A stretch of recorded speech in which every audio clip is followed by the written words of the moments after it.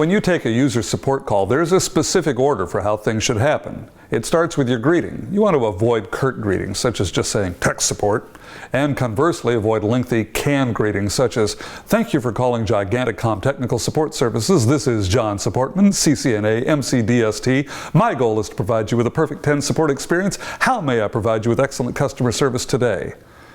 Oh, please. Make it authentic, friendly, professional, and respectful. Something like this.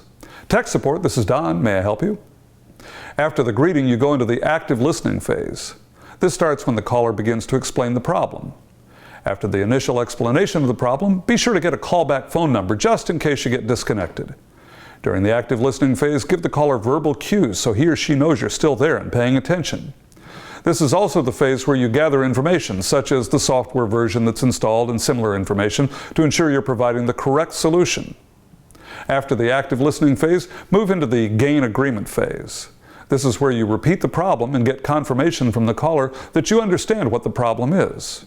You might say something like, I'm going to repeat back the problem just to make sure I understand what it is and to ensure I'm not missing anything. Then repeat it back to the caller and ask if you got it right.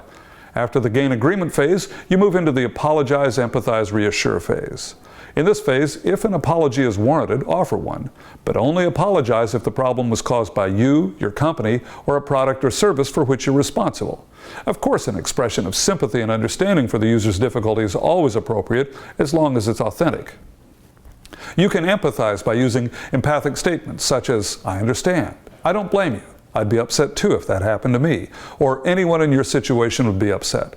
One word of caution here, don't say you understand if you don't. That will only make things worse. Instead, be authentic and say something like, I've never been in your situation, so I'm not going to pretend I understand. I'm sure if I were in your shoes, I'd feel the same way you do. The reassure part of the equation means that you take ownership of the problem and let the user know that you're going to see it through to its conclusion. Use phrases such as, I'm going to take care of this personally. Or if you have to escalate it, say something like this, I'm going to escalate your ticket to level 2 and I'm going to personally monitor it to make sure it's taken care of. After you finish the apologize, empathize, reassure phase, you're ready to do the actual problem solving. One comment about handling problem solving. If the user remains on the phone with you while you're working, every 20 or 30 seconds, say something to let him or her know that you're still there. Something like, I haven't forgotten you, I'm still working on it. Problem solving, however, is not the final phase. The last phase is confirmation that the problem is indeed resolved. That's where you ask if the problem is resolved to the user's satisfaction, and do not close the ticket until the user confirms that the issue is resolved to his or her satisfaction. If there's time and the user doesn't seem to be in a rush, you can ask the other two questions that go at the end of a support session, which are you satisfied with the way I handled your problem? And, is there anything I could have done better? But if the user seems to be in a hurry, don't ask the last two questions. You must always, however, ask the first question to get confirmation of resolution before hanging up and closing the ticket. Now here's an example of how to handle a support call. Good morning, technical support. This is Andrew. May I help you? Hi, I'm having a problem accessing the network share. I've clicked on it at least a dozen times, but it still won't open, and I've got a report due in a half an hour. Can you fix it?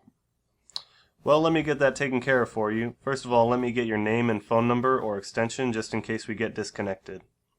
My name's Janet, and I'm at extension 931. Thanks, Janet. Can you tell me what operating system you're using and which network share you're trying to reach, please? It's a brand new computer, and it's got that strange start screen with all the pictures on it. I think it's Windows 8. Yes, that's Windows 8. And which share is it? Oh, it's the K drive. Got it. And have you received any error messages? Yes, it says something about permission denied. Alright. What's your user ID, please? Janet at soundtraining.net. Okay, thanks. Now, I know this may seem silly, but let me just make sure I understand the problem. You're not able to access the network share on the K drive from your Windows 8 computer. You get a permission denied error, and your user ID is Janet at soundtraining.net. Do I have everything right? Yes, exactly. Okay, well, I'm sorry that's happening, especially while you're in a hurry. I can take care of it right away from my computer. Do you want to stay on the line with me while I fix it, or would you prefer for me to call you back? I'll just stay on the line.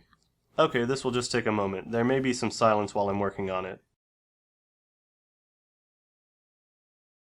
I haven't forgotten you. I'm still working on it. Okay, it should be working now. Can you check it while I'm still on the line, please? Okay. Hey, great, it's working. Thank you. My pleasure. So does that take care of the reason for your call? Yes, thanks again. Is there anything else that I can help you with? Nope, this is great. Please call anytime. That's what we're here for. Have a great day. Thanks again. Bye. Bye. What about in-person support calls instead of on the telephone? Well, the same 6 steps still apply. You still have to offer a friendly, professional greeting. You must still do active listening and gain agreement to ensure you correctly understand the issue. You'll still apologize, empathize, reassure. You've still got to problem solve, and you certainly don't want to leave without confirming that the problem is resolved. Whether it's on the phone, in person, in a chat session, or even an email, following these 6 steps will ensure that you manage the support ticket or situation in a professional manner that will reflect well on you and your department.